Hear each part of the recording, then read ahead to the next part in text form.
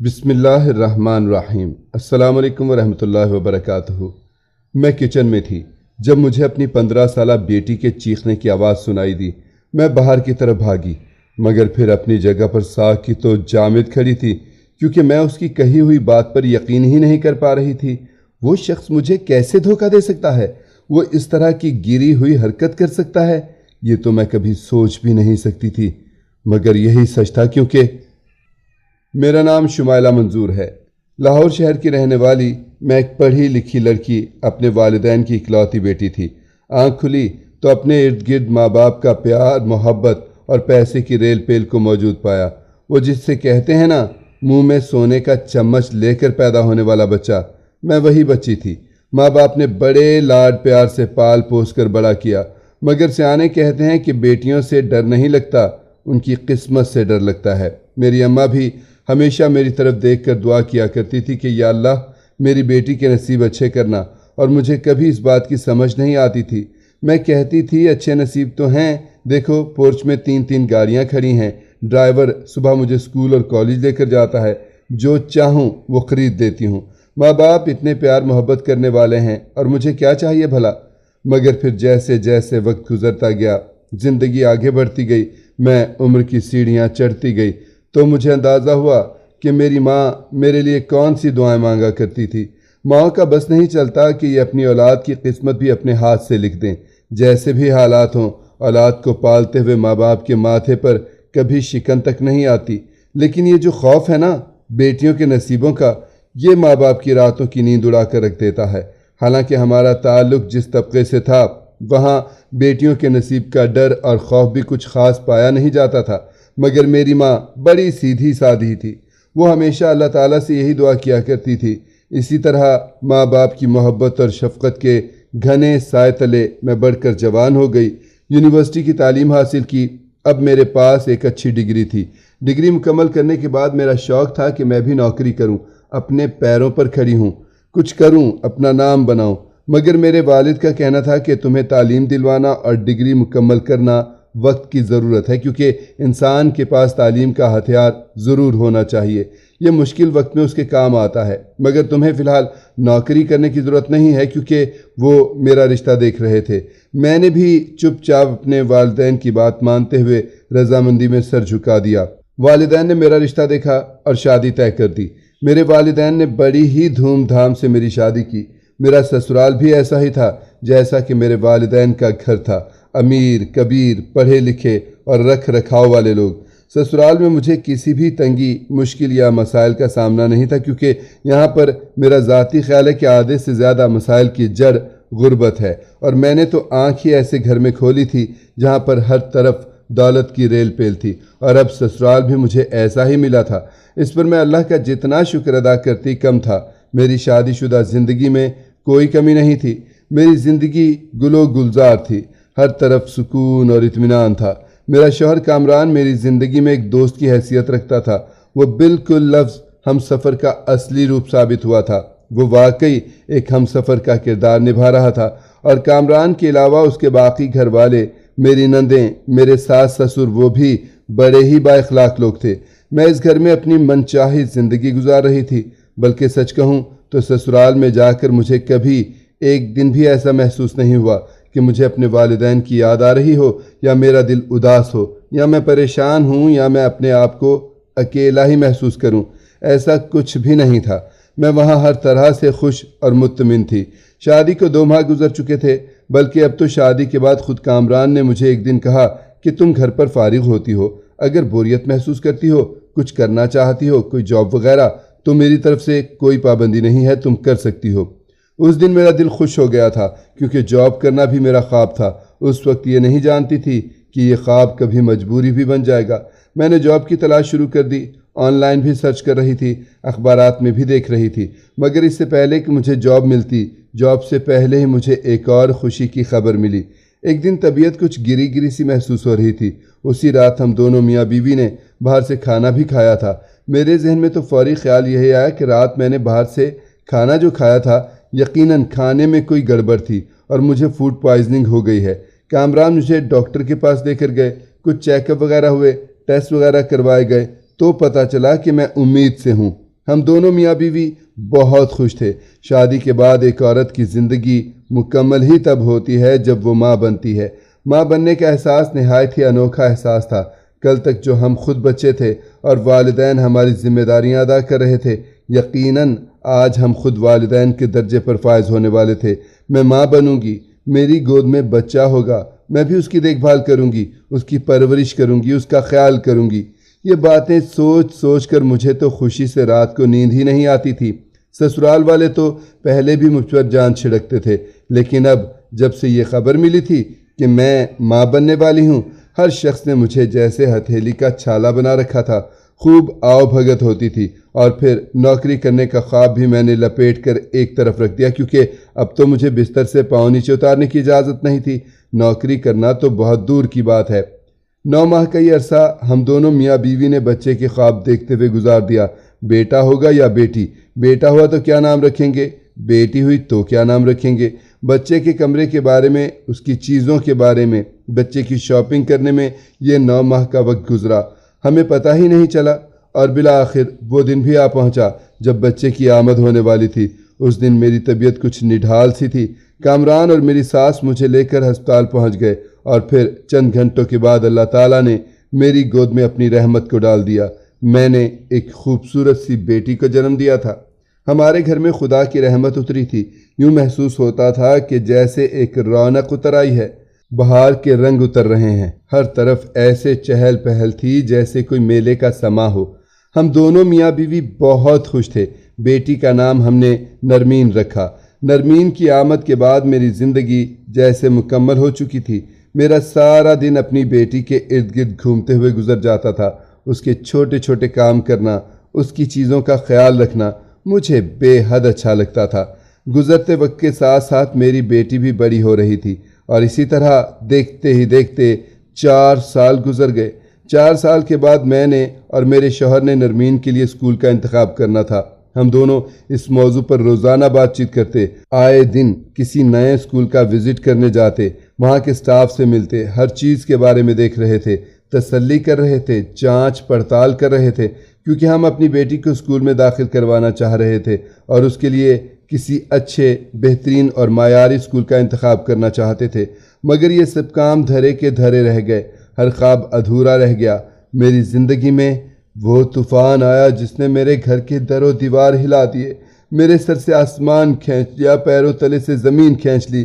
اس سے پہلے کہ ہم دونوں اپنی بیٹی کو کسی اسکول میں داخل کرواتے، ایک دن شام کے وقت گھر واپس لوٹتے وقت کامران کا بہت برا روڈ ایکسیڈنٹ ہوا، اور کامران وہیں موقع پر ہی جاں بحق ہو گئے۔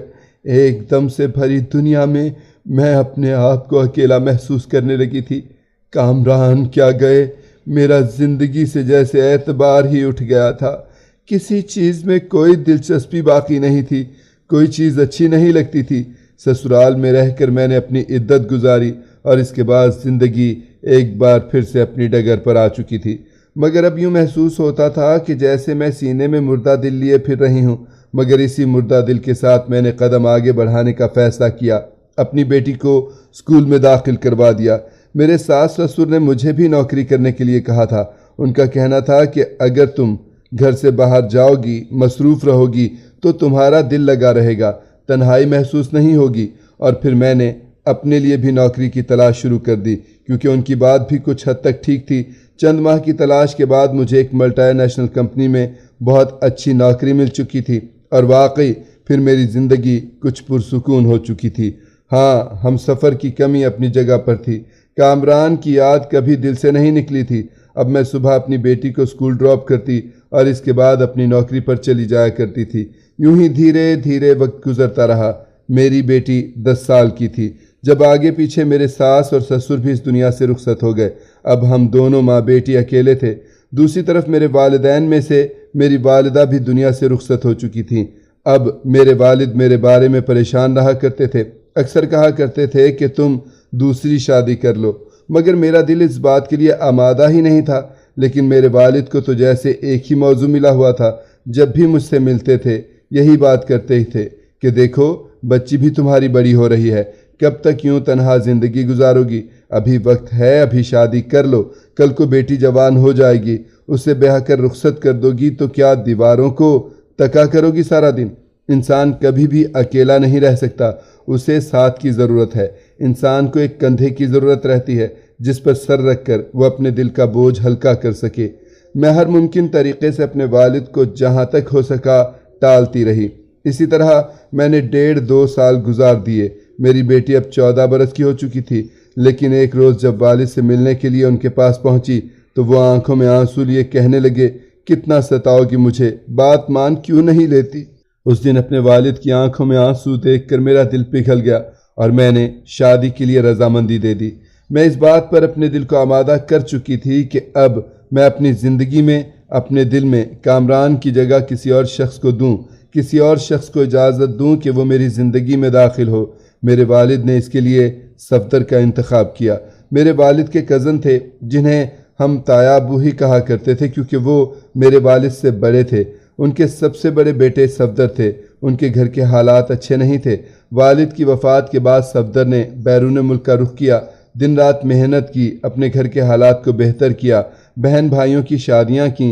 इसी दौरान वालिदा का इंतकाल भी हो गया तो सफदर आखिर में तन्हा रह गए। वो जब वतन वापस लौट कर आए तो एक उम्र गुजर चुकी थी। दूसरा अब माँ भी सर पर नहीं थी। बहन भाई तमाम अपने अपने घरों में मसरूफ़ थे, लिहाजा सफदर ने भी खामोशी से ज़िंदगी गुजारना शुरू कर दी, मगर अब भी उनकी उम्र इतनी ज़्यादा नहीं थी। मेरे वालिद ने मुझसे सफदर के बारे में पूछा तो मैंने हाँ कर दी, क्योंकि सफदर बहुत अच्छे, नेक दिल, शरीफुन नफ्स इंसान थे। अपने वालिद को तो हाँ कर दी थी, मगर मुझे अपनी बेटी नरमीन को भी इस फैसले से आगाह करना था।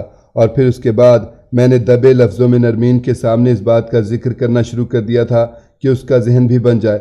जब भी उसके सामने अपने दूसरे निकाह का जिक्र करती, वो ज़्यादातर खामोशी रहती थी, या अपने मोबाइल में मसरूफ़ रहती, या अगर कोई किताब पढ़ रही होती तो उससे सर ही नहीं उठाती थी। उसका जवाब हमेशा यही होता था कि मम्मा, मुझे यकीन है कि आप जो कदम उठा रही हैं वो दुरुस्त ही होगा। मगर मैं निकाह करने से पहले अपनी भरपूर तसल्ली कर लेना चाहती थी, क्योंकि मेरी ज़िंदगी में मेरे लिए सबसे अहम मेरी बेटी थी, और अगर मेरे निकाह से, मेरी इस शादी से मेरी बेटी मुत्तमिन ना होती तो मुझे ये कदम बिल्कुल भी नहीं उठाना था, चाहे फिर मेरे वालिद ही मुझसे नाराज़ क्यों ना हो जाते। एक दिन नाश्ता करते हुए यूं ही नरमीन कहने लगी, मामा आप सफदर अंकल को बुलाइए ना किसी दिन घर में, मैं भी उनसे मिल लूँगी। नरमीन के मुँह से ये बात सुनकर मैं चौंक गई। मुझे अभी तक ये ख्याल क्यों नहीं आया कि मुझे सफदर को नरमीन से मिलवाना चाहिए। मैंने फ़ौरन इस बात में सर हिला दिया और कहा, हाँ क्यों नहीं, 1-2 दिन में कोई प्लान बनाते हैं, घर में अच्छी सी दावत रखते हैं, नाना अबू को भी बुला लेंगे। नरमीन फ़ौरन से कहने लगी, नहीं मामा, सिर्फ सफदर अंकल को बुलाइए ना, हम सब एक दूसरे को देख लेंगे, समझ लेंगे, परख लेंगे, क्योंकि उन्होंने तो हमारे साथ ज़िंदगी गुजारनी है। नाना अबू को हम फिर किसी रोज़ बुला लेंगे। नरमीन के मुंह से इतनी बड़ी बात सुनकर मैं कुछ पल के लिए खामोश रह गई थी, मगर मैं अपनी बच्ची की बात को टालना नहीं चाहती थी। उसने जो कहा मैंने फ़ौरन इस पर हामी भर ली, इस बात में सर हिला दिया और कहा, ठीक है मेरे बच्चे, जैसा तुम कहो। मैं पहले सफदर को बुलवा लेती हूँ, किसी रोज़ उनसे मिल लेते हैं, बल्कि तुम्हें ही मिलवाना है, मैं तो मिल ही चुकी हूँ। और फिर मैंने चंद दिन के बाद ही सफदर को अपने घर आने के लिए दावत दी। चाय के साथ कुछ लवाजमात बना लिए। सफदर आने में झिझक रहे थे, मगर मैंने बहुत इसरार किया तो उन्होंने आने के लिए हामी भर ली। शाम के तकरीबन 4 बजे सफदर हमारे घर पहुंच चुके थे। मैंने खुशदिली से उनका इस्तकबाल किया, उन्हें टीवी लाउंज में बिठाया। कुछ देर के बाद नरमीन भी चली आई। वो नरमीन के पास बैठ गए। नरमीन उनसे बातें करने लगी, वो भी नरमीन से छोटे छोटे सवाल कर रहे थे।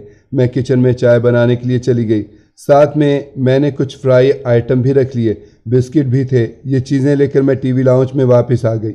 सबको चाय सर्व की। हमने बड़े ही खुशगवार माहौल में चाय पी और साथ ही गपशप लगा रहे थे।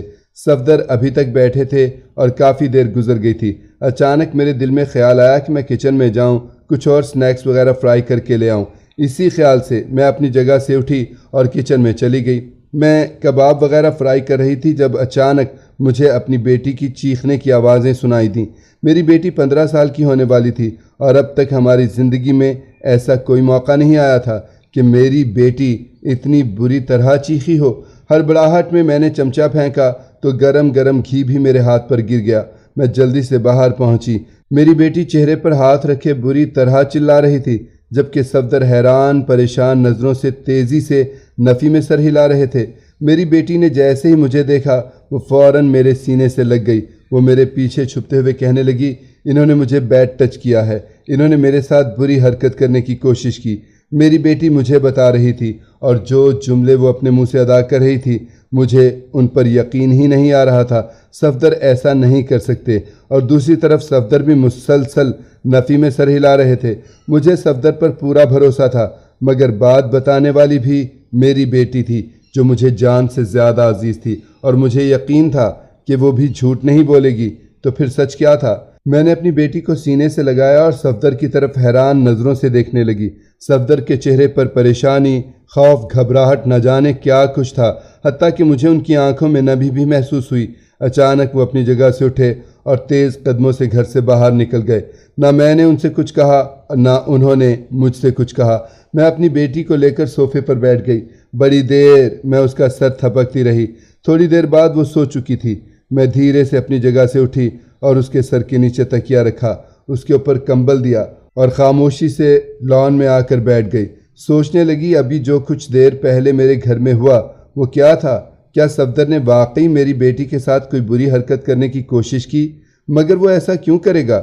کیونکہ صفدر کی شخصیت ایسی بالکل بھی نہیں تھی۔ پورے خاندان میں صفدر ایک سلجھے ہوئے نفیس انسان کے طور پر جانے جاتے تھے۔ ہر کوئی ان کی شخصیت کی تعریف کرتا تھا، مگر میری بیٹی کے ساتھ انہوں نے ایسا سلوک کیوں کیا، یہ جانتے ہوئے بھی کہ ہم دونوں کا نکاح ہونے والا تھا؟ جو کچھ میں نے سوچ رکھا تھا وہ سب 1 منٹ میں ختم ہو چکا تھا۔ میں نے اپنے والد کو فون کیا اور صفدر سے نکاح کرنے کے لیے منع کر دیا۔ وہ پوچھتے رہے، اصرار کرتے رہے کہ آخر کیا بات ہے۔ میں نے کہا فی الحال میں آپ کو نہیں بتا سکتی، آپ صفدر سے فون کر کے معذرت کر لیجئے گا۔ انہوں نے بھی خاموشی سے فون بند کر دیا۔ اس بات کو 2-3 دن گزر گئے۔ میری بیٹی نرمین اب کچھ خاموش سی رہنے لگی تھی۔ میں دیکھ رہی تھی کہ وہ میری نظروں سے نظریں ملانے سے بھی کتراتی تھی۔ تقریباً 3 دن بعد اچانک میرے ذہن میں خیال آیا، میرے گھر میں تو ہر جگہ کیمرے لگے ہوئے تھے، میں نے کیمرے کی فوٹیج کیوں نہیں چیک کی؟ جیسے ہی میرے ذہن میں یہ خیال آیا میں نے فوراً ٹی وی لاؤنج میں لگے کیمرے کی فوٹیج چیک کی۔ 1 بار، 2 بار، 3 بار میں اسے کلوز کر کے دیکھ چکی تھی، مگر صفدر نرمین سے دور بیٹھے تھے۔ انہوں نے ایک بار بھی نہ تو نرمین کے قریب ہونے کی کوشش کی، نہ اسے ہاتھ لگایا۔ وہ مسکرا کر صرف اس سے بات کر رہے تھے جب نرمین نے اچانک چیخنا چلانا شروع کر دیا، یعنی سچائی کچھ اور ہی تھی۔ صفدر نے نرمین سے کچھ کہا ہی نہیں تھا، انہوں نے نرمین کو چھوا بھی نہیں تھا، تو نرمین نے اتنا بڑا جھوٹ کیوں بولا؟ اسی شام جب میری بیٹی اسکول سے واپس آئی تو میں نے صاف لفظوں میں اسے ساری بات پوچھی، بلکہ ساتھ ساتھ فوٹیج بھی دکھا دی۔ اس نے شرمندگی سے سر جھکا لیا اور کہنے لگی، ماما میں نے یہ سب صرف اس لیے کیا کہ آپ صفدر انکل سے شادی نہ کریں۔ اس کی بات سن کر میرے ماتھے پر بل پڑ گئے۔ میں نے کہا مگر کیوں؟ تم نے یہ سب کیوں کیا؟ تو وہ مدھم سی آواز میں کہنے لگی، اس لیے کہ میں نہیں چاہتی کہ ہم دونوں کے درمیان کوئی تیسرا آئے، آپ کی توجہ مجھ پر ہو اور آپ کا پیار محبت سب مجھے ملے۔ ہم دونوں ایک دوسرے کے لیے کافی ہیں، ہمارے گھر میں اور ہمارے درمیان کسی تیسرے کی گنجائش نہیں ہے مما۔ اس کی بات سن کر دکھ اور تکلیف سے میری آنکھوں میں آنسو آ گئے تھے۔ میں نے کہا تو تم مجھے یہ بات سیدھے طریقے سے بھی بتا سکتی تھیں، ایک شریف انسان پر اتنا بڑا الزام لگانے کی کیا ضرورت تھی؟ وہ کہنے لگی، مما میں نے اس لیے ایسا کیا کہ اگر میں آپ کو منع کرتی تو شاید آپ کو برا لگتا۔ میں نے سوچا کہ الزام صفدر انکل پر ڈال دیتی ہوں تاکہ آپ ان کے رشتے کو ریجیکٹ کر دیں۔ مجھے اتنا افسوس تھا، اتنا دکھ تھا، سمجھ نہیں آ رہی تھی کہ کیا کروں۔ میری بیٹی نے نادانی میں اتنی بری حرکت کی تھی کہ میں اب یہ سوچ کر پاگل ہو رہی تھی کہ میں صفدر کا سامنا کیسے کروں گی۔ لیکن بہرحال میں اس معاملے کو یوں ہی نہیں چھوڑ سکتی تھی۔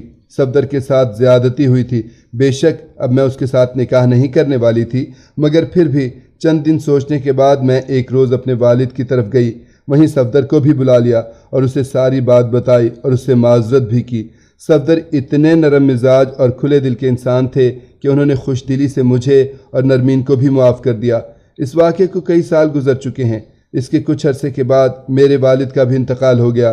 میری بیٹی کی تعلیم اب بھی جاری ہے، میں نوکری بھی کر رہی ہوں۔ دوسری طرف صفدر نے شادی کر لی تھی اور وہ اپنی وائف کے ساتھ بیرون ملک شفٹ ہو چکے تھے، مگر میں آج بھی اکیلی ہوں۔ ناظرین، مزید اس طرح کی سبق آموز کہانیاں اور واقعات سننے کے لیے ہماری ویڈیو کو لائک کریں، شیئر کریں، چینل کو سبسکرائب کرنا مت بھولیے گا۔ شکریہ، اللہ حافظ۔